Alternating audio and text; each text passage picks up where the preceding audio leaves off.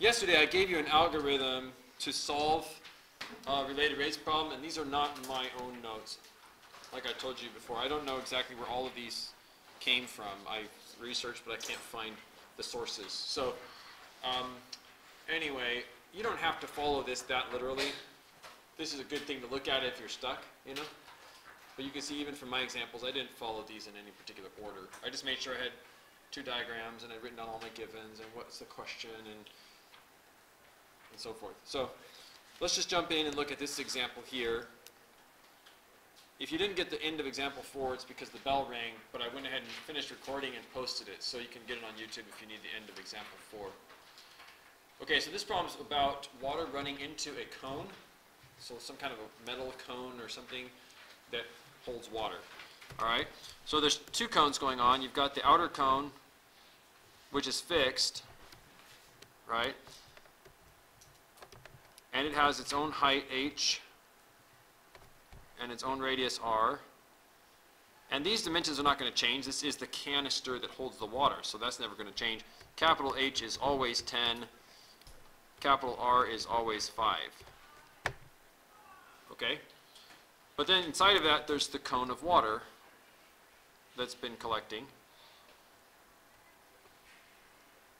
And in tonight's homework on page 251, you'll do a problem where water is leaking out, but it's the same two cones. And the cone's height here is lowercase h, and the radius is lowercase r. So you basically have this. You have capital H being 10, capital R being 5, and then inside of that, lowercase h being a variable, and lowercase r being a variable. So when I see this problem, two things come to my mind. One is the volume of a cone. I mean, how can you not think about the volume of a cone when you're looking at a cone full of water, right? So that formula is coming to mind. The other formula that comes to mind is similar triangles, just because of the way these are nested one inside the other. So two geometric concepts popped up in my mind. One is the volume of a cone. And the volume of a cone is always 1/3 times pi r squared h. And there are really two cones, but I think I'm most interested in the cone of water. So I don't know how to describe that, but the water is cone-shaped. Okay, so I'm using the lowercase letters for that. All right, and the other thing that comes to mind is similar triangles.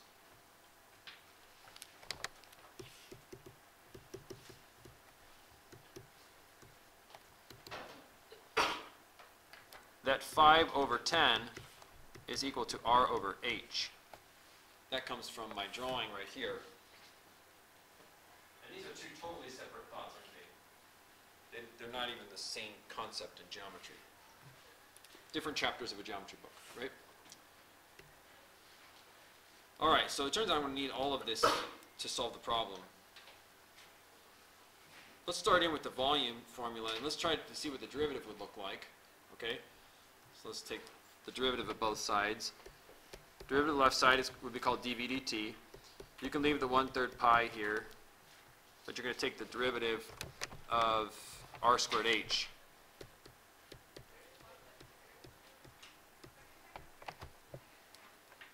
R squared h. So I want to remind you that when we do derivatives in a motion problem, they are ddt derivatives, right? Not ddx, not ddr, not ddh. Okay, and so that means that both r and h are changing in this problem, right? The water's height and radius is changing at all times. So that means we're going to need to be very careful and use the product rule, the chain rule, and all that good stuff. So the left side is dv dt. I can just leave the 1/3 pi here, but be very careful with this inside. This is a product rule.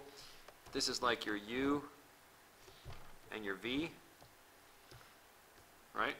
So what is the derivative of r squared? Be careful. What is it?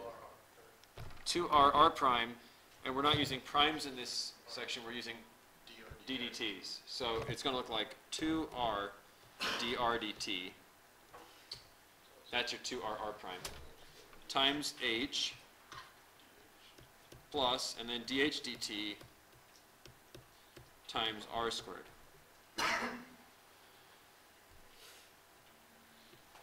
Okay? Alright. Now let's go back to the drawing board and see what we know. Okay? Sometimes I do that as a first step, but this time I jumped into the calculus first. So let's go back up and look at the problem. They're saying that water runs into the conical tank at the rate of 9 cubic feet per minute. So what is this thing? This is a volume and a time, right? So this must be dV dt. Now the water is running into the tank. Is the blue cone growing or shrinking in volume as time progresses? Growing. So we're going to make it a positive, okay? Positive 9 for that. Okay, so positive 9. Then they describe the tank itself with the height of 10 and radius of 5. We already drew that. But look at the last sentence. It says, how fast is the water level rising when the water is 6 feet deep? So what is this question asking? How fast is the water level rising? Yeah, h is the water level. So I think they're asking us for dH dt. Want dH dt. And it's, you know, they're not saying like a formula. They want actually a specific dH dt at a certain instance. It's like at a certain moment. And they're talking about when the water is 6 feet deep. So what we want to do now is draw a quick sketch of that scenario. So we want dH dt when, and then let's draw a picture of what we want. We want the water level to be 6. Okay? So this is what I was saying about drawing a separate picture disconnected from the first one. This one is supposed to be in motion. We're not supposed to imagine any particular scenario. But this one is a specific scenario. It's got its own drawing. Okay, in this picture, the radius and height of the red cone are still 5 and 10, respectively. So this is still 5, and this is still 10. The height of the blue cone is 6. What is the radius of the blue cone? It's 3. Why? Yeah, the similarity ratio is 5 to 10. See? So if this is blank and 6, we understand the reason that this is 3 and 6. Okay, so this little picture is more specific. It's got lots of numbers. The other one is more general. Only the constant numbers. Okay, so what I have here is the question fleshed out. I know they want me to find dH dt, and I'm going to be using 5, 10, or I'm sorry, 3 and 6 for my R and my H. See? Okay, so let's go back down the page here to our formula, and let's plug in everything we know. We know that dV dt was 9 cubic feet per, what was it, minute? Yeah, 9 cubic feet per minute. There's a 1/3 pi sitting right here. Okay, then there's 2r. We just found the radius. It's 3. See the picture above. dr dt, I don't know that yet. H is 6. dH dt, I don't know that yet. But r squared would be 3 squared. I do know that. Okay, so I kind of reached a standstill here because I have basically 36 plus 9. I've got 9 equals 1/3 pi. Let's see, 6 times 6 is 36. So this is 36 dr dt plus, and then, I see now, this is 9 dH dt. I can't even combine these, right? 9 dH dt. Like that. So these can't even combine. What am I going to do with that? Well, remember, volume was not the only thing that came to my mind earlier. Remember, it was similarity. And I also used similar triangles already once. But I never took the derivative of it. So what I said yesterday, you probably didn't hear me say it because we didn't need it yesterday. I said that any formulas that come to mind, you'll be taking the derivative of them. So we're going to be taking the derivative of this formula as well. 1/2 equals r over h. Why don't we write it as r equals 1/2 h, and then take the derivative. Okay, so let's get some calculus going on that thing, because we never did any calculus with that formula. Okay, so if you take d dt at both sides, you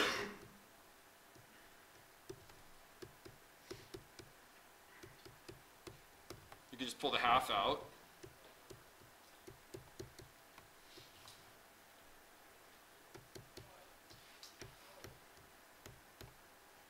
This is our last clue to help us solve the problem. We now know that dr dt is half of dh dt. So let's take our formula and update that.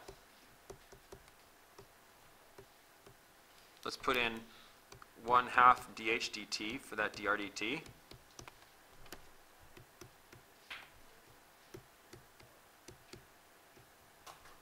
And the rest of this problem is just isolating dh dt. Okay, so we have 9 equals 1/3 pi times, and this is 18 plus 9, 27 dh dt.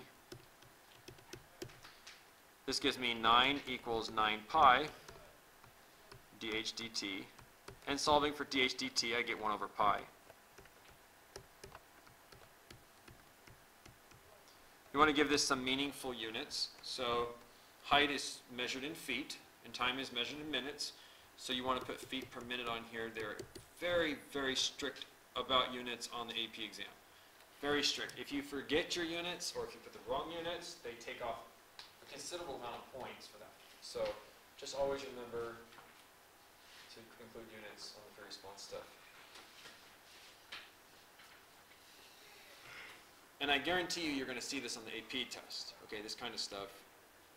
So what did we do on this problem? Let's just run through it real quick again. We sort of beefed up our drawing with a few numbers, but we didn't put in every possible number, right? Just the stuff that is sort of not changing, like the 5 to 10.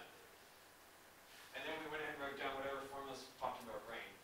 Volume of cone and some other triangles sort of popped up. Then we actually pursued the calculus on both of those, which gave us a connection between the rates. And then we also had this little static drawing that has all the details, the 5 to 10, 6, and this 3 we found. And then we used all of these givens, plus any givens from the paragraph, and stuck them all into the calculus. This is probably the hardest one on here because it has two concepts going on at the same time. Yes? Okay, so I didn't show the calculations for that, but technically, if this is 5, and this is 10, and this is r, and this is 6, you could set up a little ratio, and you could say 5 is to 10 as r is to 6, and multiplying this over, you get r equals 3. If you want to add that to your work. We were just looking at, you know, the height is twice the radius on the red cone, so the height would be twice the radius on the blue cone as well. Okay, so let's take a look now at this problem. This is the Pillsbury Doughboy baking cookies for our class. So if you see him, thank him. Don't tell me if you see him, because I might have to institutionalize you. So I'm just kidding. I won't do that. If you see Pillsbury Doughboy running around, that's fine. Okay. So we know how dough works, right? If you roll it, it flattens. Pretty neat concept. All right, so he notices that the radius is decreasing, right? Because he's rolling out the dough. He's probably really rich, too. He's probably rolling in the dough. All right.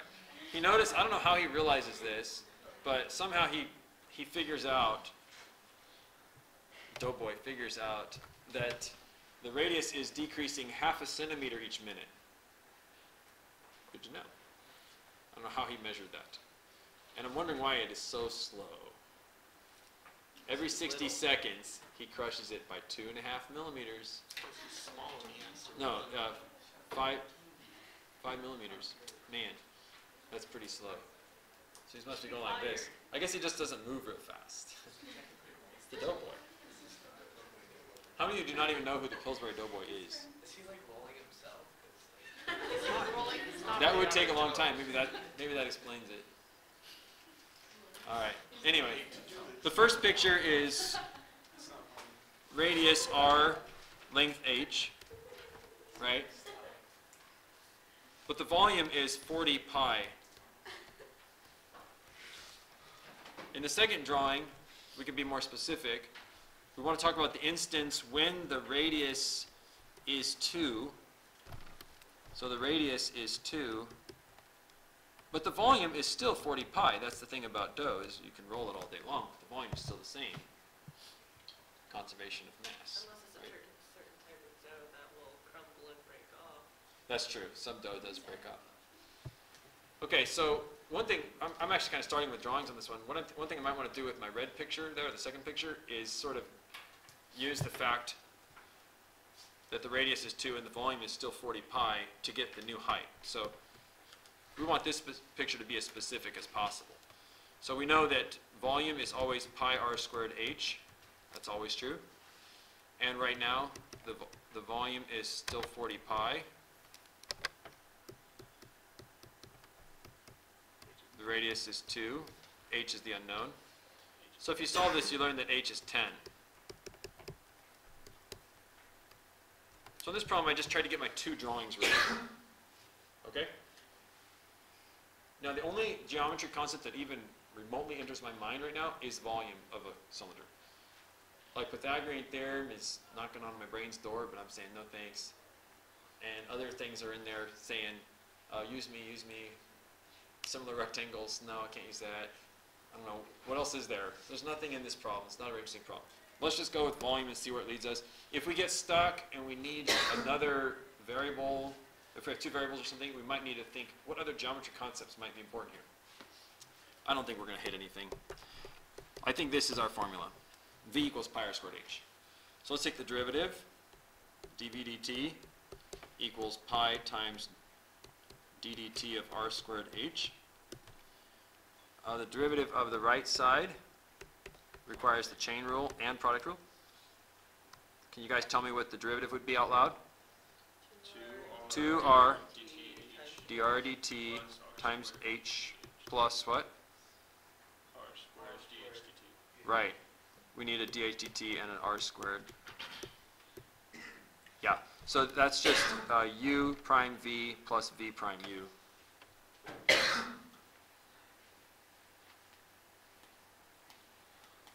Okay, so you might say, well, look, there's a dr dt and a dh dt again. That's kind of like last problem. But in this problem, let's go back and look at what's actually given. Right here it says the radius of the cylinder is decreasing at 0.5 centimeters per minute. What is that? That is dr dt. Okay, so they're giving you dr dt.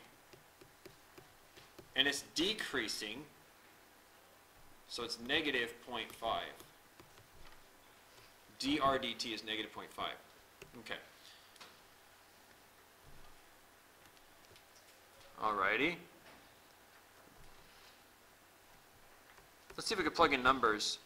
What is dv dt? It means what is the rate of change of the volume? 0. You're right. The volume has always been 40 pi, and it will never change. So this side is actually 0. And let's make a little note for our notes' sake. The volume doesn't change in this problem. Okay, but the right side, the instance that we're talking about, the radius is 2, dr dt is negative 0.5,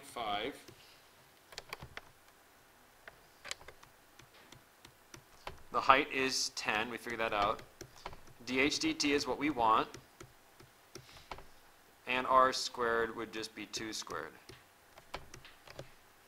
So this problem's just a lot simpler than the last one. Most everything was given. Okay, so we basically get 0 equals pi times negative 20, right? Because it's 4 times 10, which is 40, times negative 0.5, plus 4 dh dt. We can just divide by pi.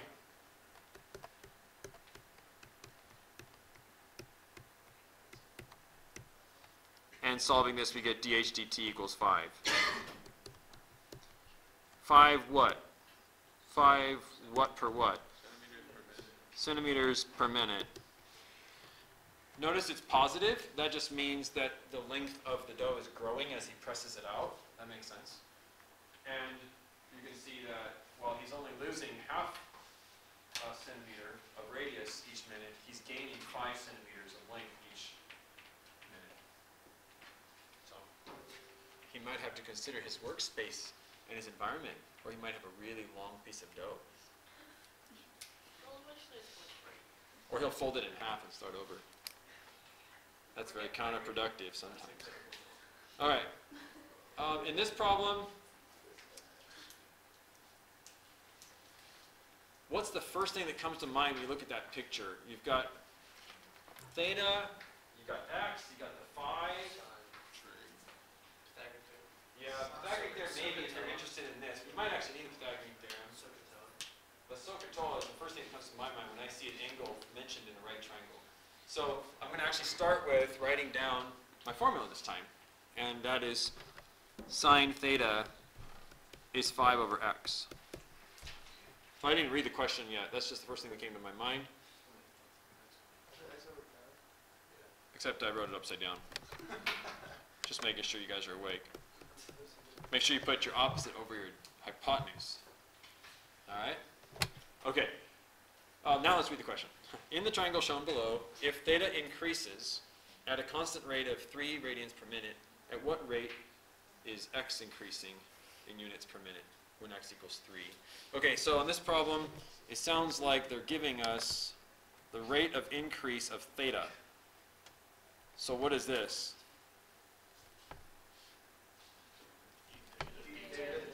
This is d theta dt, right. So d theta dt is 3, positive or negative? Positive. This is increasing, this is positive. Okay. Let's go ahead and take the derivative of our statement down here. So what is the derivative of our equation? And if you guys don't mind, I'll write 1/5 x for the right side. That way I can just keep it outside the ddt. Okay, so it's basically derivative of sine on the left and 1/5 the derivative of x on the right. Okay, so what's the derivative of sine? Cosine. How does the chain rule work here?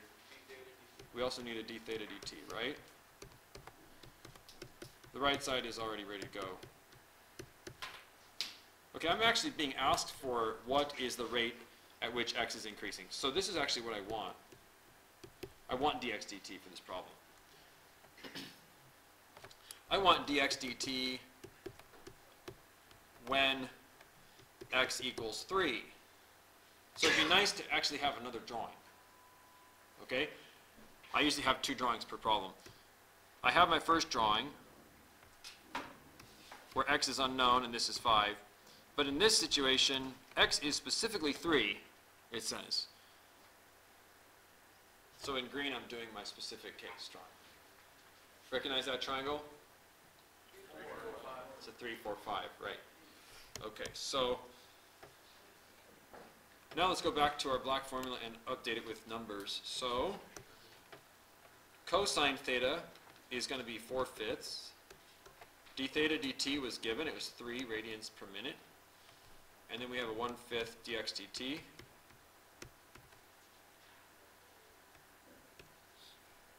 So you get 12/5 equals 1/5 dx dt. And you can cancel these out. Multiplied by 5. So it's dx dt. And this is, by the way, when x is 3 and at not necessarily at any other time. Okay? It's just when x happens to be 3, is 12. 12 what? 12 units per minute. The instructions told us to find it in units per minute. But it's also in units per minute just because it's length over time. Length over time.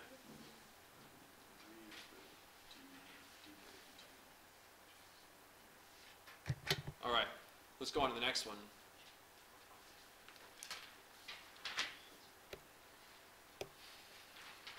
Okay, examples 8 and 9 are both the same question. You can see that on in your notes. The only difference between the two questions is, in the first question, they want us to find dx dt. I'm sorry, they want us to find dz dt. Can't write want today. Want dz dt. That's example 8. And for example 9, they want d theta dt, where theta is right here. I forgot to label it on your example 9. Sorry about that. In example 9, they want d theta dt. Okay, so I'm going to go ahead and do both on the same page because I figured there's no point in switching pages. If I want to study when x is 3, I might need a picture, or when x is 5, I might want a picture of that. So that would look like this. This is my specific drawing. Make sure it's a separate picture. What just happened? My whole drawing disappeared. Let's try that again. And all my work, too. How odd. I wonder if Control-Z will bring it back. Yes. Okay. Yeah, I'm grateful for Control-Z. I wish I could Control-Z some of the bad things I say and do in life. Oh my god. Ay, ay, ay. Okay. This is my little specific picture. And I figured out the hypotenuse here. It's root 74. It's just 49 plus 25 square root. Okay, so for me right now, I'm not interested in theta at all until I get to example 9. Okay, so what's coming to my mind is the Pythagorean theorem. Just so you know, this is an airplane flying this way at 600 miles an hour. Okay, but Pythagorean theorem just popped into my head, so let's bust that out. There it is. And this y is 7 in this case, so I could just put 49 right here. I don't need to put y squared. The airplane is never going to change its height. It's just flying along. And there's an observer right here. I think you drew him yesterday. I think we named him Oliver, in fact. The airplane's going to fly over his head. Okay, so there's your equation. Let's take the derivative of that. So what is the derivative of x squared? 2x dx dt. What's the derivative of 49? 0, so we won't even write it. Equals, and then the right side is 2z dz dt.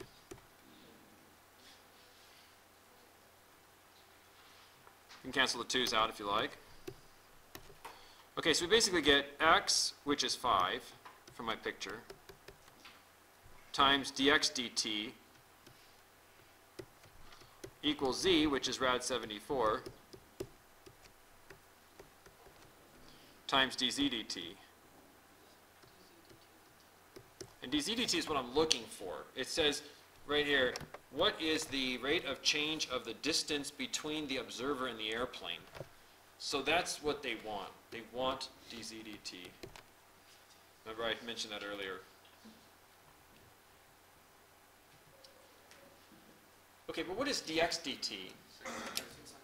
Yeah, you know, the airplane's moving along at 600 miles per hour, so this distance right here is also changing at 600 miles per hour. If an airplane's coming at you at 600 miles an hour, the distance between you and the airplane is decreasing by 600 miles per hour. Okay? So, you guys understand that it's a decreasing distance? It's coming towards it, right? Well, x itself is shrinking moment by moment as the plane flies. So you would just want to put a negative center here, just because it's getting smaller. Don't think about left and right. Okay, you can worry about that in physics, but this is more of just an increasing or decreasing. If it's getting smaller, use a negative. Okay. So negative 600 for that. So it turns out that dz dt, when x is 5 miles, is negative 3,000 over rad 74. And meaningful units here would be miles per hour. So this example's done.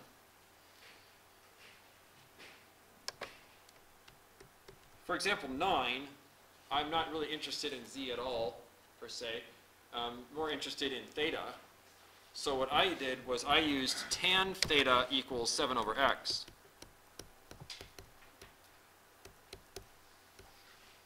Instead of Pythagorean theorem. You could just as well use cosine theta equals x over z, or you could use, sine theta is 7 over z. I just liked the fact that I could use my 7, which never changes. So I chose tangent. Okay, what is the derivative of tangent theta with respect to time? Sec squared theta times d theta dt. And think of this as 7x to the minus 1. So what's the derivative of the right side? Negative 7 x to the minus 2 times dx dt.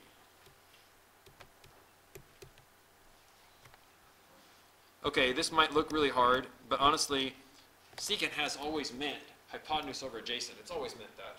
So we already have our triangle hypotenuse over adjacent is root 74 over 5.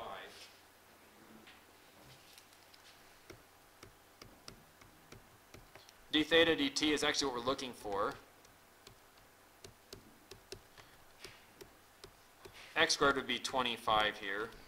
Dx dt is still negative 600 as before. So we get 74/25 times d theta dt equals 42/25, and you can cancel out the 25s. So that's why the answer to this problem is d theta dt equals 2100 over 37. And what would be some meaningful units for theta changing as time goes on? Like d theta dt, it's going to be something over time. Degrees per hour. Okay, here's the thing with degrees. They never pop up their head in calculus unless you put them together. So anytime you're treating the derivative of tan as sec squared or the derivative of sine as cosine, all of those are contingent on the fact that you're dealing with radians. Degrees don't even work well in calculus class. So we're going to go ahead and assume it's radians, and the time unit here was hours. Remember, everything was miles per hour, miles per hour. So it's radians per hour. If you want to switch this to degrees, which might be more practical, you can just multiply by 180 over pi now. Okay, so those are all of your examples. Sorry to just straight lecture, but you need examples if you're going to be doing 9 through 35 odd here. You want us to have a lot of good variety, so there they are.